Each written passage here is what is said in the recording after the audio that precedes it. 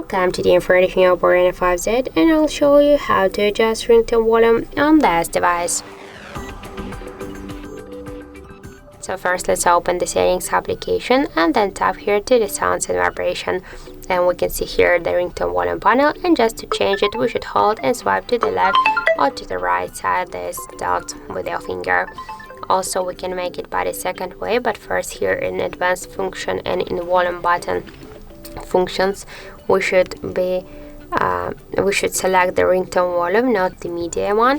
And now just by press to the up or to the down volume button we can also change the ringtone volume of our smartphone, and also we can make it by this way just by swipe to the up or to the down with our finger. And that's it. So thank you for watching, and if you find this video helpful, don't forget to leave a like, comment and to subscribe our channel.